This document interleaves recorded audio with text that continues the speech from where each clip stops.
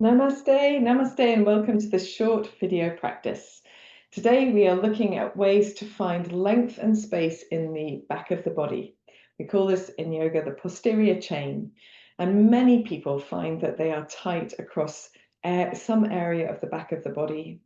I hear hamstrings most often, but also calves, low back, and some people across the back of the shoulders as well.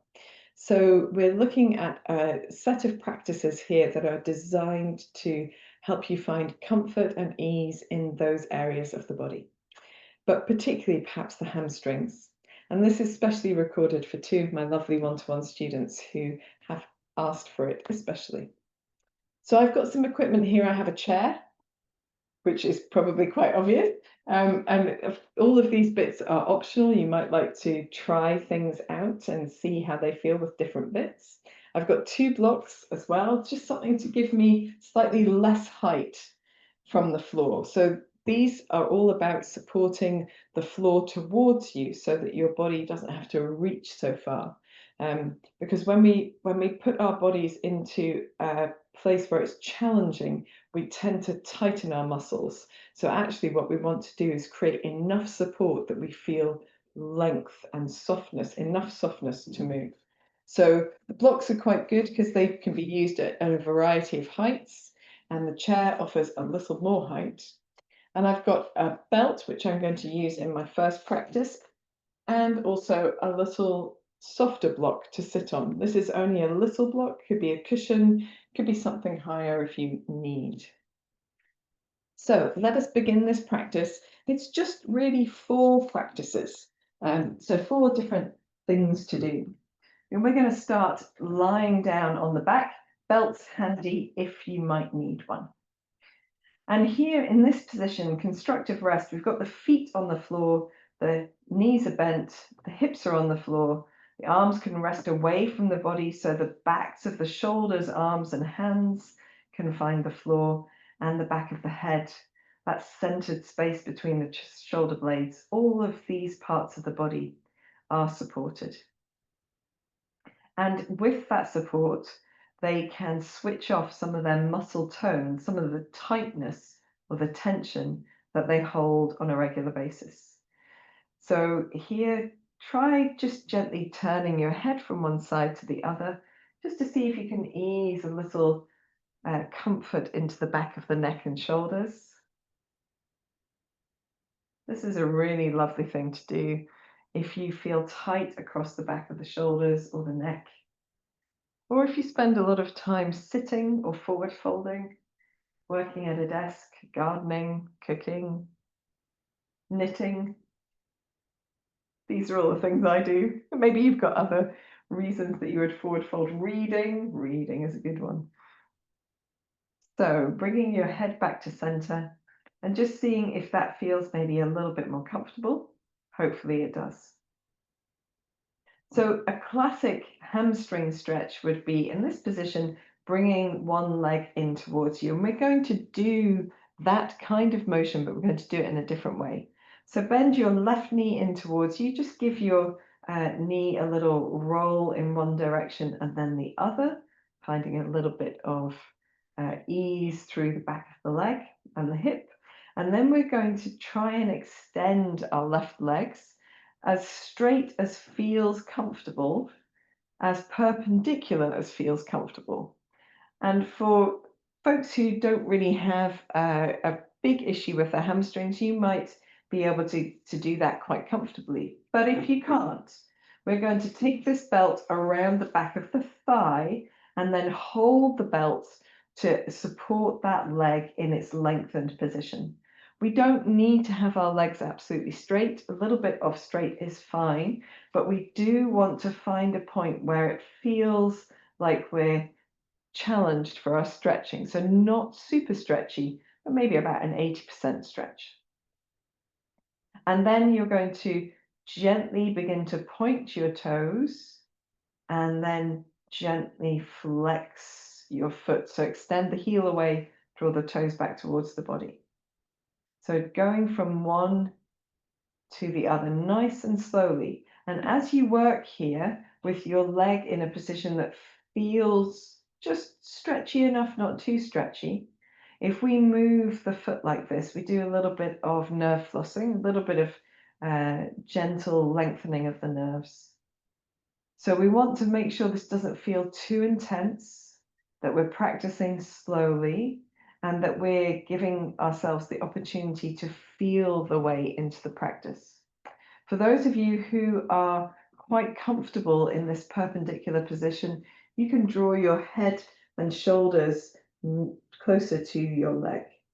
And if you can reach the back of your leg quite comfortably, then you can hold the back of your leg. You don't need to use a belt. Just gentle lengthen.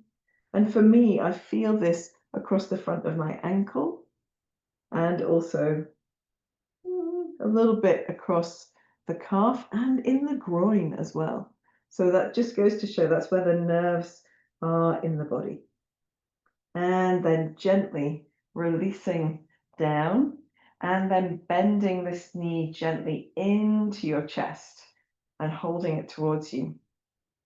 Now, if you've got a belt somewhere, you might like to put it to one side and bring both knees in, but just give the hips a little bit of a wiggle, maybe the knees a little bit of a roll. And you might already feel quite different on the left and right side, but then we're going to take the legs down and extend the legs out away from us and just feel the difference between the left and right side now, which is also good.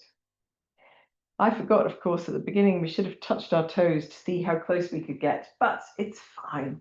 We will know that we've done great things by the end of this class. So we're going to bend the right knee in now and then draw the left knee all the way in. So right foot on the floor, left knee all the way in, a little bit of gentle rolling one side or the other. I've probably muddled my lefts and rights already, so do feel free just to practice the other side if it doesn't happen to be the left knee that you've got in. We are then going to extend the leg, and if you need to, you can wrap a belt around the thigh to gently support that leg in its straightened position. So it's better to have it lower to the ground and straighter than to have it up and then bend the knee. So don't cheat your practice. Do practice at a place that feels good for you. Otherwise, you don't get the benefits of the nerve flossing. Wherever your lengthened position is, you can gently point the toes and then flex your foot. And we're slowly going from one to the other. We want to be feeling that we're at about an 80% of what we're able to stretch with the leg before we start working. And then if, as we practice, you feel that there's more space to be opened up, you can draw yourself more into the position. So for example, if it's quite comfortable having the leg perpendicular to the floor, you might draw your head and shoulders up, you might lift your arms a little higher up the leg. If you're clasping the leg, or just use the belt, no problem at all. So just pointing, flexing, nice and slowly, feeling where you feel it in your body. We don't have to do much, and we want to make sure it's not too intense because we're not trying to do ourselves any damage. And then when you're ready, gently releasing down, bending your left knee in, bending your right knee in, giving a nice little wriggle and a roll. And when you're ready, you can try lengthening the legs just to see if you feel nicely balanced on both sides. Super stuff. So from here, we're going to come into a little forward bend, but standing up. So we want to make our way all the way up to standing. And just checking that feels nice in the body, giving yourself a little wiggle. We're going to do something called elephant walking. Excuse me, I'm going to pop my hair out of the way because it's really annoying otherwise. So elephant walking is a forward bend where we lengthen one leg and then the other. Ooh, super stuff. Seem to have dropped a bit, not to worry.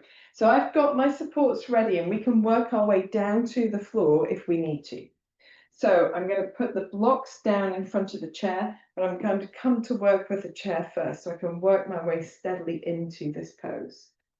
So starting with your feet a comfortable distance apart, doesn't matter as long as they're not right together or super, super wide.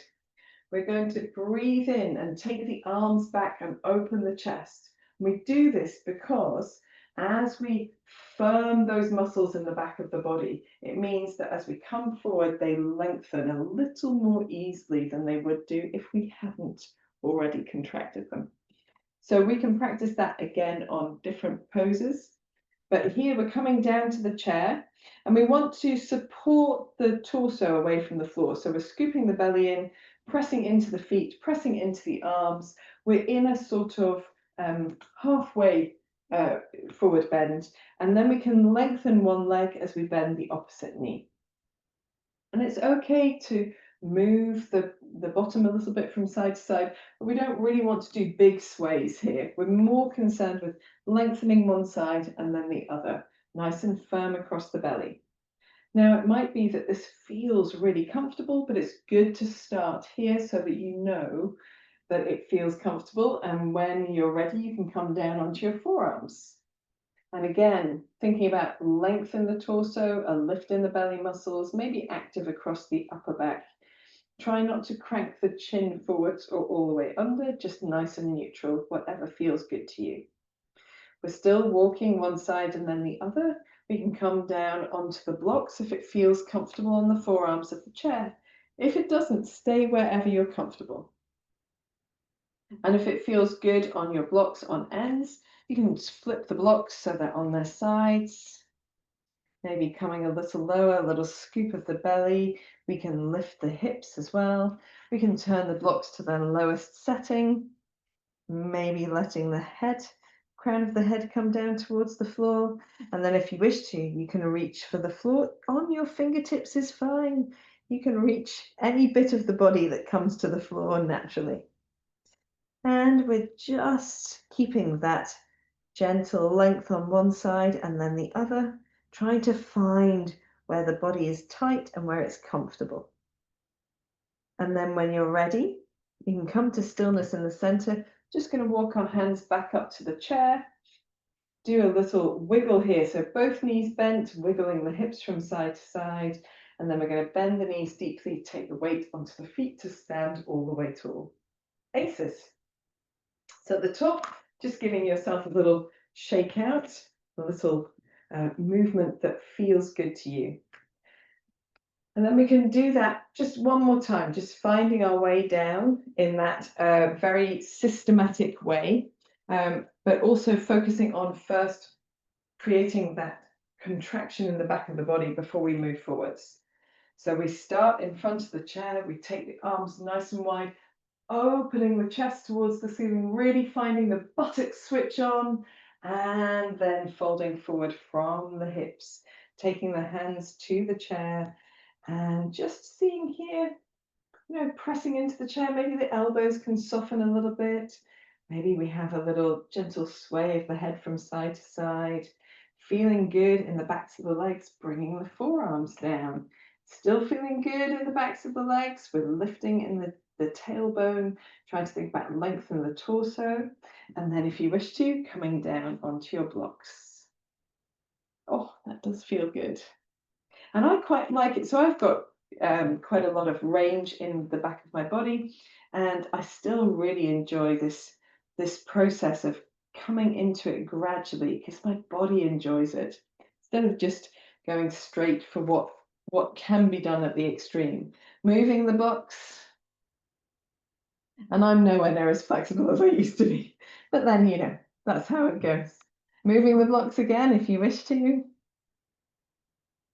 Maybe allowing the crown of the head to come down towards the floor, maybe reaching for the floor itself. And you can reach forward if you like to bring the hips a little bit more centered over the feet instead of behind the feet. That's quite nice. You can soften the elbows. You might be able to get more of your body down this time. Whenever you're ready, coming back to the chair, bending the knees deeply, and then standing all the way tall. And you might like to just bring the hips forward, that sort of squeeze of the buttocks to bring the hips forward, just to wriggle out some of the effort in the front of the body. Now, if any of this practice irritates your low back, it's a definite no-no. So try to always practice in a way that is benefiting. It's always making things better, improving things, supporting where you are at the moment. If your low back doesn't enjoy forward bends, feel free to contact me. I will give you other things to do, but lying on your tummy is a really good place to start on a firm surface. So our next practice, we're going to use the chair as well. We're going to do a little squat and then come up to, so I will show you freestanding and then we'll do it with the chair. So just watching here, I'm going to start with my toes turned out.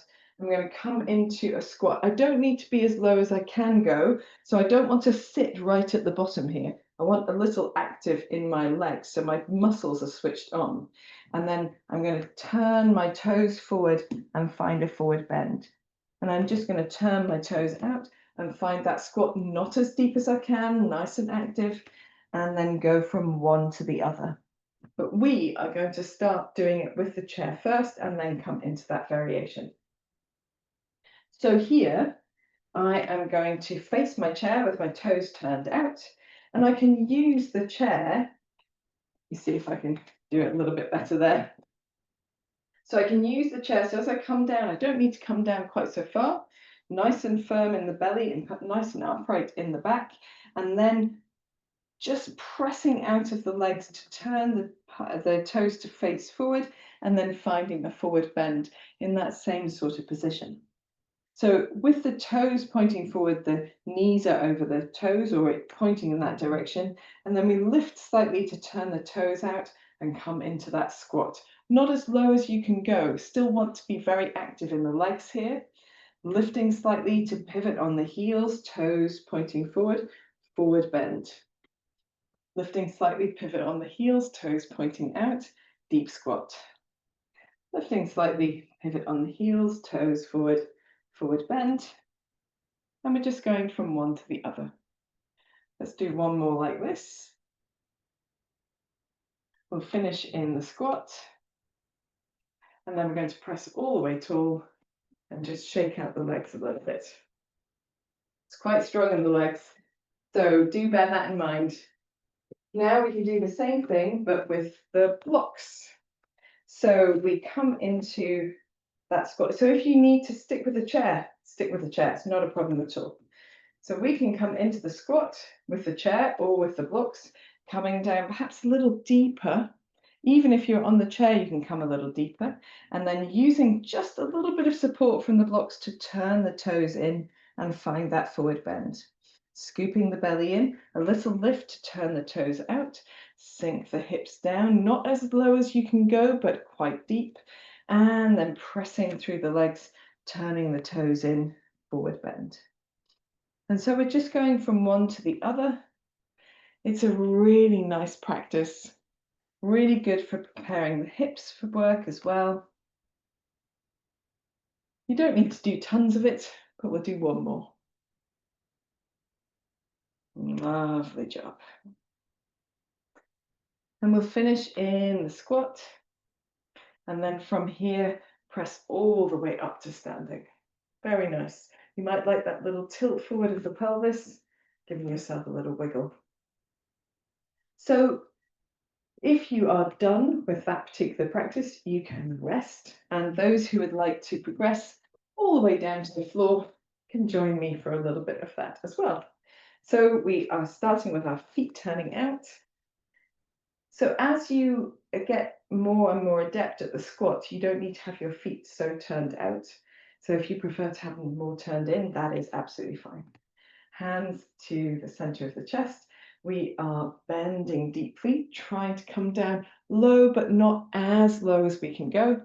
Maybe just a touch above that. So it's quite nice to come in and then press a little up, and then fingertips to the floor, pivot on the heels, come into your forward bend. Making sure that we don't lock the legs absolutely straight. And then we can pivot on the heels and come into the squat, not as low as you can go, but quite low, pressing back up again as you come into your forward bend. scooping the belly in all of the time, doing a little bit of supporting with the fingertips on the floor, just moving from one to the other. Last one.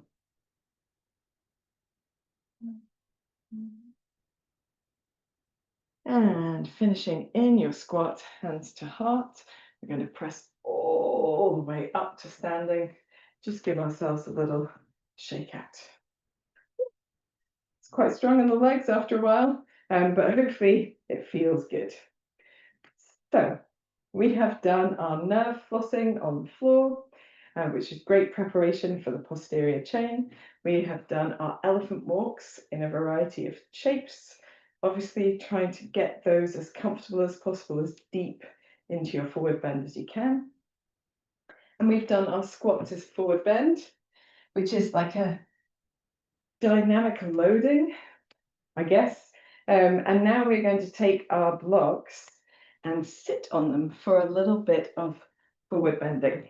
So we want to do a bit of sustained hamstring holding in length, basically, a bit of sustained length for the posterior chain. We can use our belts again here for anyone who would like to. So I always start up on my block. The block gives us a little bit of room to tilt the pelvis. So if you start with your pelvis pointing backwards and you've got this roundedness through your sort of mid-torso, it's really hard to get forward. So what we want to do is sit tall with the pelvis ever so slightly tilted forward, imagining it's a bowl of water and you're tipping water out of the front of the bowl.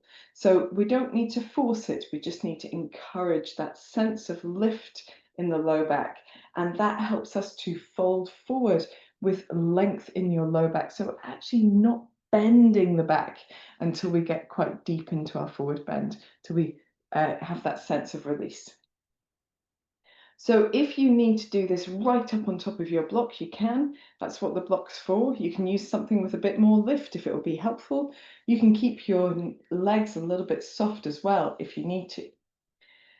For those who are comfortable, you can come a little bit further forward. So you get the lift of your buttock cheeks. This is where it is helpful to have a bit of contingency, a little bit of extra padding there, because you can leave your buttock cheeks on the block and that helps to tip you forward. But your bony bottom bits, your sits bones or your ischial tuberosities, to give them their proper name, can be on the floor. So you get that real sense of grounding, but you've got that little nudge forward as well. And we can just do a gentle forward bend from here. So we're thinking about length and lift, and we're going to reach the arms up and open the chest. So we activate the muscles in the back of the body first, and then we're going to lengthen forward. And we want to be straight or lengthened. We don't want to be rounded. And we're going to come back to upright, opening the chest, maybe leaning slightly backwards, and then leaning forwards. And we're just doing a little waving motion here to prepare the body for this seated forward bend. One more. And as you come forward this time, come as far forward as you can, keeping your chest open, shoulders down, and then we're going to bring the arms down. So we're not in a massive forward bend. We could be quite high up, but we are leaning forward and we're feeling that tip of the pelvis help us. Draw the shoulder blades towards each other, so really active in the upper back area. And we're just going to gently sway the chest from side to side. Find perhaps a little bit of length, similar to the practice of elephant walking. Try not to crank your chin forward. I tend to do it because I'm looking at the camera, but actually what we want to do is find length in the back of the neck. Here, if you could easily reach for your feet or your legs, you might like to do that. But if not, you can simply wrap the belt around your feet wherever feels good. And we are going to widen our elbows and use the belt to gently draw us forward, not down. Forward, lengthening the heart and the crown of the head towards the feet. Elbows can be nice and wide. We don't want to hunch the shoulders up here. So we want shoulders down, elbows wide, lift your belly muscles as strongly as you can and still breathe, and it'll give you a bit more space. If you manage to come down, you might adjust your hands to come a little further in. See if you can begin to press the backs of the legs down so the knees straighten but don't lock straight. Flex your feet so your toes are pointing up towards the ceiling. Think about every breath gives you a bit of length from the tailbone to the crown of the head. Breathing in might bob slightly up, and every breath out is an opportunity to close that gap between the thighs and the chest.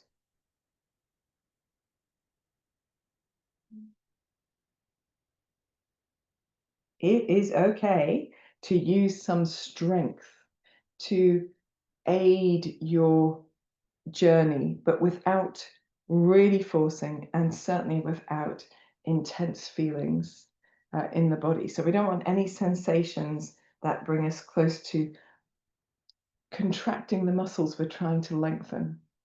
So if you can easily reach your feet, you can hold onto your feet. You can do the classic yoga mudra of first two fingers between the first two toes, thumbs reaching on top or resting on top.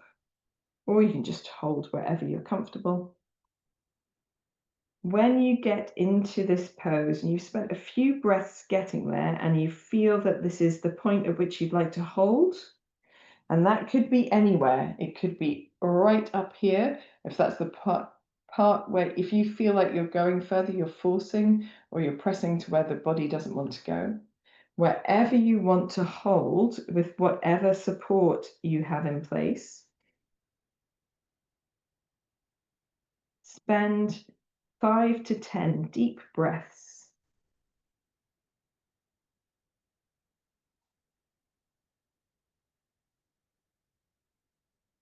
No longer pressing or striving for more, just being where you are.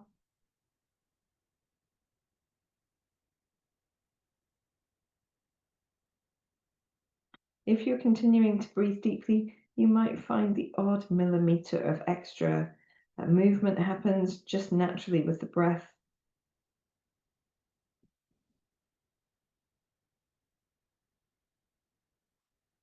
Keeping the belly muscles activated enough so you can still breathe deeply, but enjoy that sense of length they give the back of the body.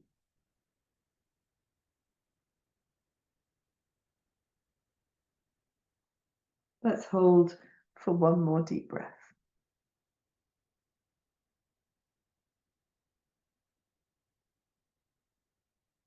When you're ready to come out, just slowly releasing. First, soften your feet and then walk your hands back up your body, bringing yourself slowly to an upright position. Really, really lovely.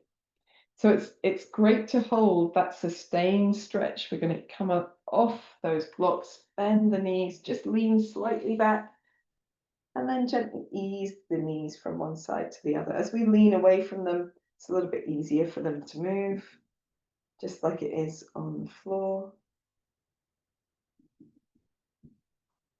And then to finish, we just want to give the body an opportunity to find the alternative positions. So I like to finish by lying on my tummy. You could do something really active like an up plank or a reverse tabletop, but this is softening for the parts of the body that have made the big effort, as well as just allowing a little bit of natural curvature to the spine. So pillow out of the hands, lying on a flat, hard surface with the toes turned slightly inwards but not touching, and the heels turned slightly outwards. That's what works for me. If you want something different with your legs, you can. And I like to wiggle my hips from side to side here, which softens the effort in the hip flexors at the front of the body, which is quite nice. And then once I've done a bit of that, I can relax And maybe just squeeze the buttocks and release a couple of times just to release any tension there. And then when you're soft, allowing the forehead to be really heavy. The belly muscles completely relaxed now, and the breath long and slow and deep. It might feel a little less comfortable initially, but if you allow the breath to soften the body, usually this becomes quite comfortable. Notice the sensations in your hamstrings, so the backs of the thighs. Notice any uncomfortable sensations. So if you have overdone it or overpressed or overpulled, you might feel it as a little pinching sensation across the back of the knees or the space just underneath the buttocks.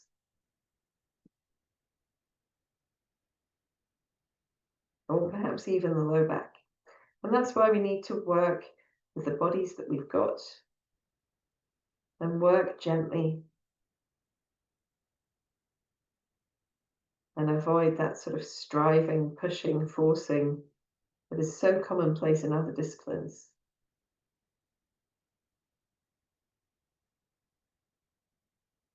When you're ready, you can bring the hands underneath the shoulders, forehead to the floor. Do a gentle lift of the head and chest, and then come onto hands and knees and move the hips back towards the heels. You might like this extended child's pose position for a few moments after lying on your front, or you might like to come to cat-cow and do a gentle movement through the spine. You can also do a little side cat, which is always really nice. Or even better, a sassy cat, which is moving the shoulders and the hips in different directions and just letting the spine do its thing in between. Lovely job. Whenever you're ready, find a comfortable position and just notice the effect of your practice. So sitting in stillness and quietness for a moment, feeling how you feel. It's always easier with the eyes cast downwards or gently closed. When you have taken stock of your practice, it is a perfect opportunity for a little relaxation, maybe legs up on a chair or just lying flat on your tummy, on your side, on your back, however you most choose to relax. And I will see you for another practice again soon. Namaste.